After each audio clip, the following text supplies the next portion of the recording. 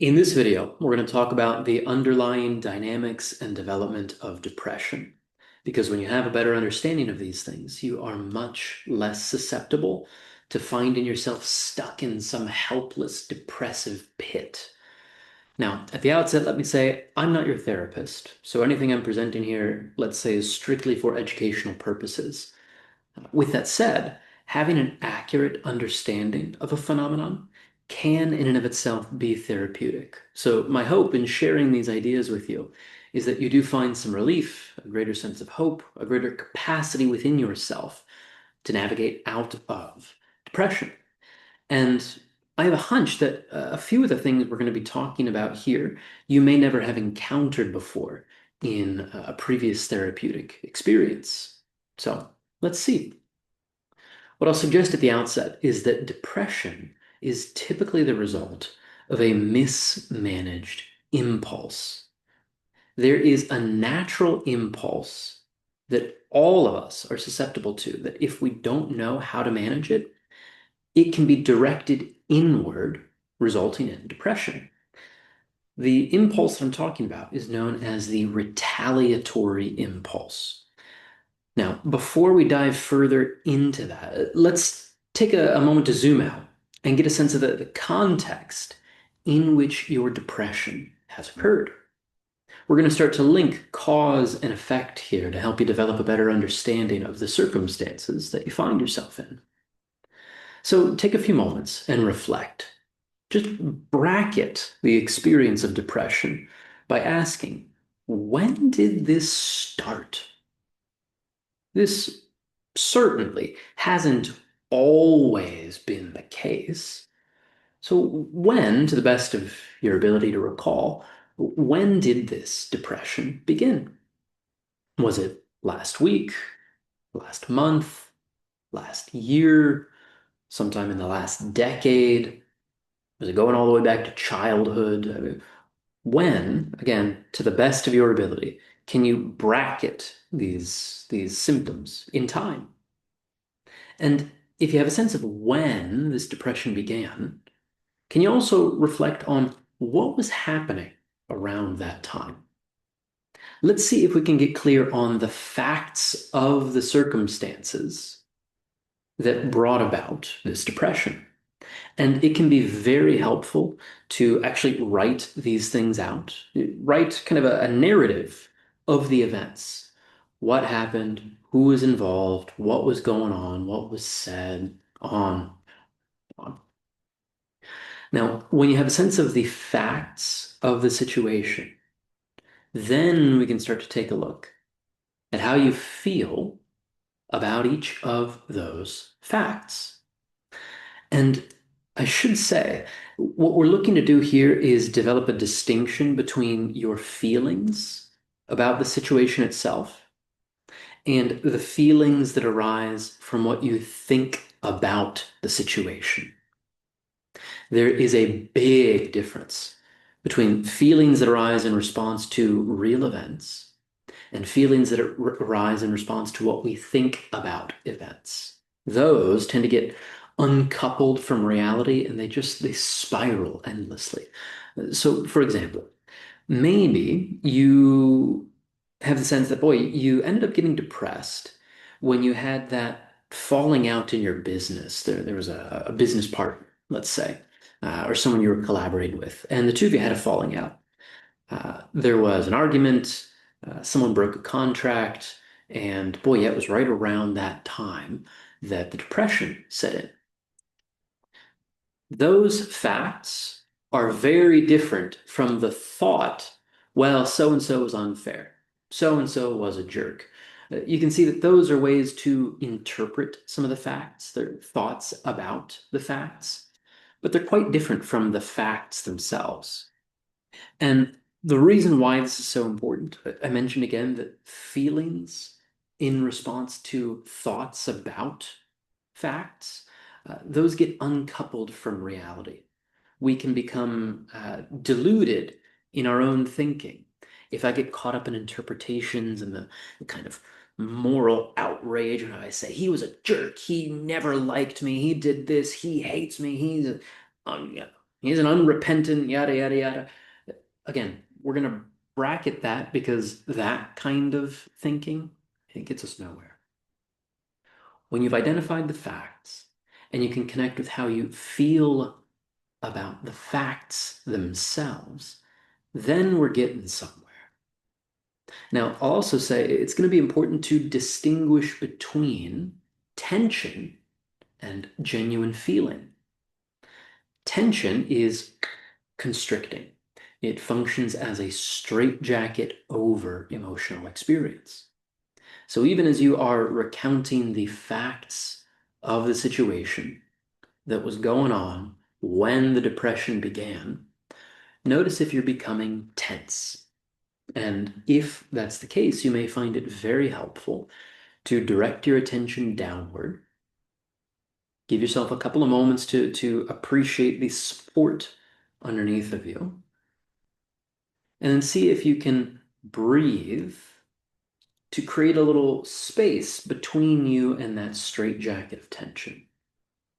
So part of the value of having embodied awareness of support beneath of you is that then you recognize, boy, you don't have to hold all of this tension on your own. You can give it to something else, the chair, the floor, the earth, whatever the case may be.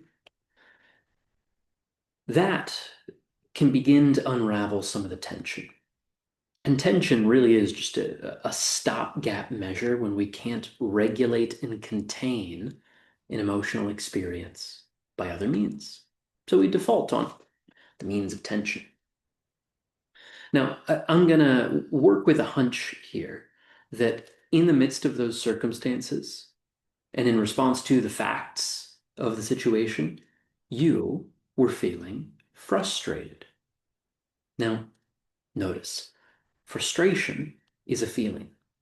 That's not a thought like, well, it was unfair. Well, I think you shouldn't have done that. Well, things always go wrong for me. We're not getting caught up in the thoughts. We're looking at the feeling and the embodied experience of it. So it's pretty typical, I'll say. I don't want to assume your experience, but it's so typical that I can make a pretty safe bet. In the midst of that situation, you were feeling frustrated.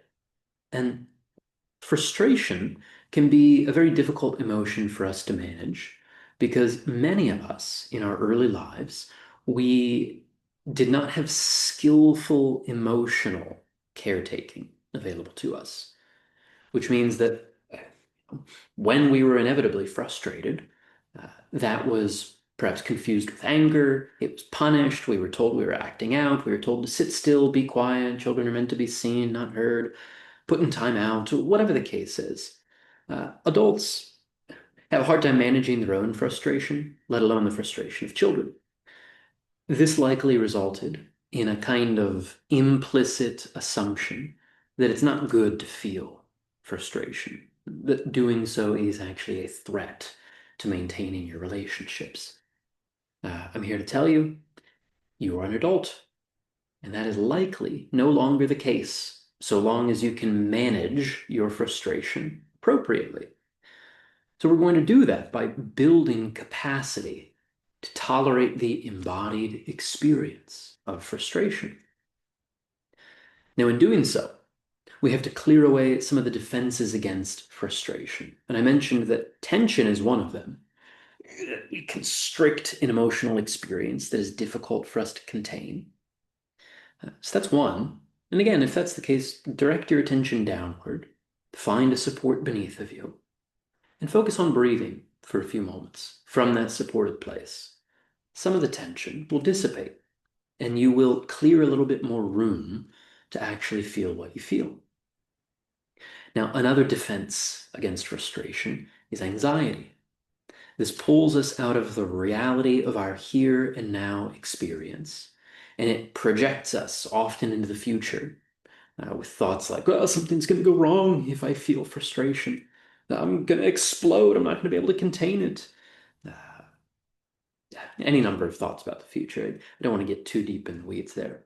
It may also take us out of the reality of here and now by getting caught up in fantasies that really have no bearing on reality of our experience. So I don't have time in this video to talk about dealing with anxiety, but I address it often in many other videos. You can look through the channel to find those.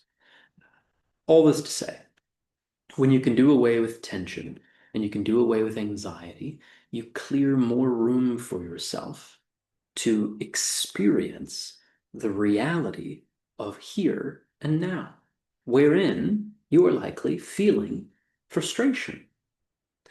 Now, life is inherently frustrating. So let me depathologize and normalize the experience of frustration. Life is frustrating. When, where? Well, just about all the time and everywhere. Frustration is the experience when there is something between us and what we want. So to the extent that you want anything at all and you don't have it right now, frustration is normal. Notice that we're talking about frustration. We're not talking about, some murderous rage, anything like that. It's not so dramatic or so extreme. Uh, you no doubt have conflicts related to that as well, but for the time being, we're going to focus on frustration, which is not murderous rage. So, business partner broke the contract. It messed up your revenue, your plans for your business, something like that. That's frustrating, right? Now, here's where we get into that retaliatory impulse that I mentioned at the start of the video. When we are frustrated enough for long enough, we become irritable. This is different from frustration. You'll notice there are a number of distinctions we have to make here. That's because systems develop by recognizing and integrating differences. Now, frustration is different from irritability. And when you can clear a little space to actually fill up with the feeling of your frustration, it's something more like a pleasant fizz. It's like this bubbly state of alertness and readiness. It's an experience of the potential energy available to you. Go figure. You may have had a long history of experience that was something less than how powerful you really are.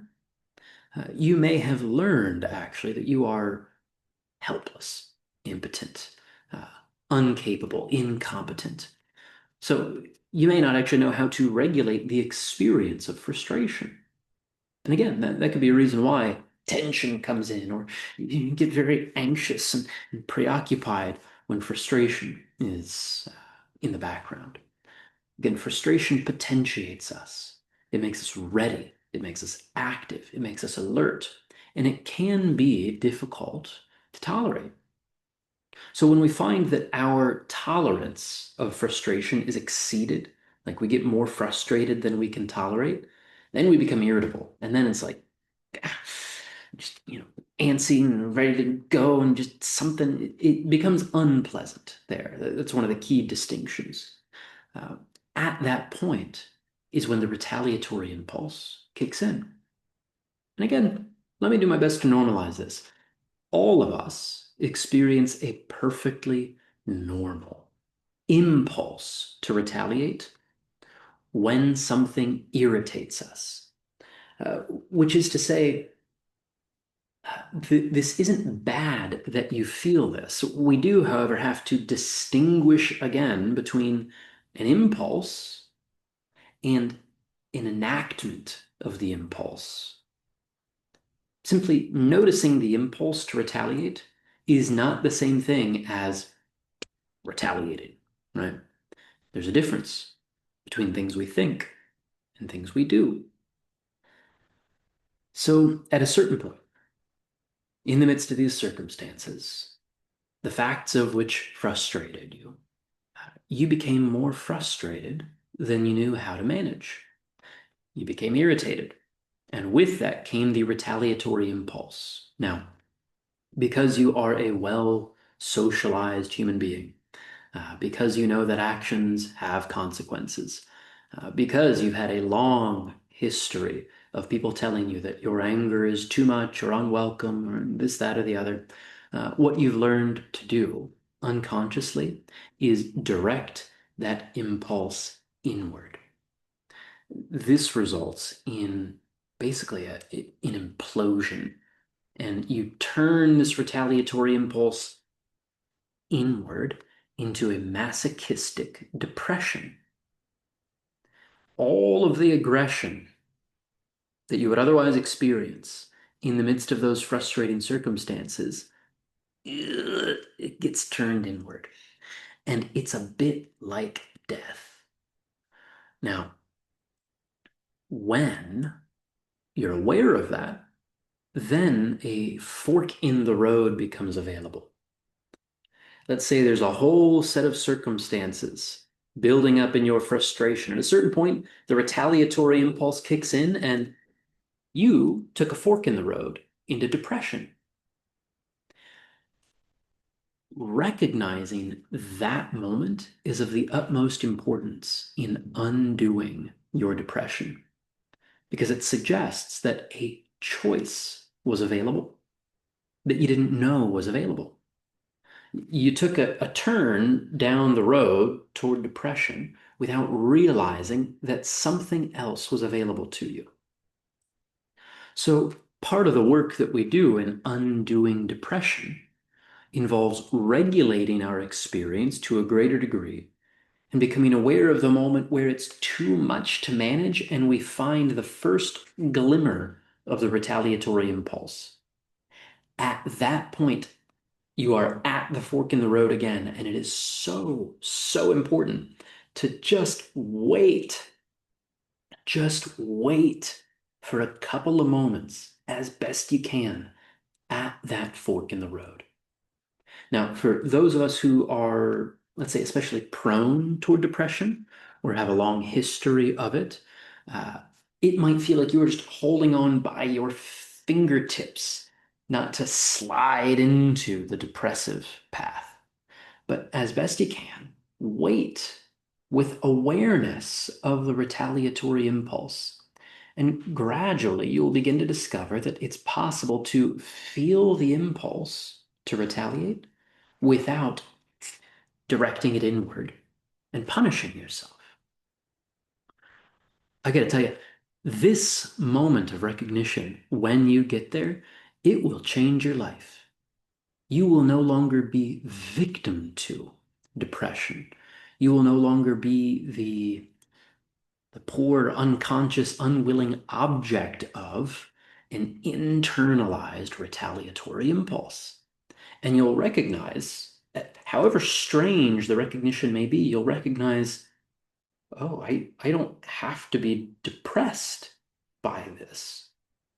I'm frustrated and I want to retaliate. And, huh, there's something else available to me. And you may not yet know what else is available, but recognizing that there is a fork in the road and that one path leads to depression, that is a life-saving moment of awareness. Now, it's beyond the scope of this video to talk about what lies on that other path. Suffice to say for the moment that recognizing yourself at the fork in the road is enough to begin to undo that depression. You begin to recognize that you have made a choice to be depressed. And it implies some responsibility. It can be a very difficult responsibility to take up. Nevertheless, the chain of events suggests that something led you here. You became increasingly frustrated beyond your ability to tolerate it. You became irritable, and then there's this impulse to retaliate, which goes inward and downward and crushes you with this masochistic depression. So you'll see that there are a number of skills involved in undoing this depression. We have to make a number of distinctions, developing more and more refined awareness of our emotional experience, differences in our emotional experience, differences between the emotions that arise in response to reality and the emotions that arise in response to what we think about reality. Differences between emotional experience and the tension that would constrict it, differences between that and anxiety that would distract us from the reality of here and now. Uh, this is complex stuff, and it can be rather difficult to go through on one's own. It's no exaggeration to say we are not designed to go through this alone. So, if these ideas make some sense to you, if you found perhaps a couple of moments of relief, even talking through it in this way, and if you would like some support working through this more intentionally, go ahead and check out the link on my channel page. You can learn a little bit about what it's like to work together. Um, all that to say, if you have questions as well about this process, little details that I've mentioned thus far, feel free to drop those in the chat. I'm happy to answer questions there as well. Uh, anyway, I hope this has been a blessing to you. I will look forward to speaking with you again in the next video.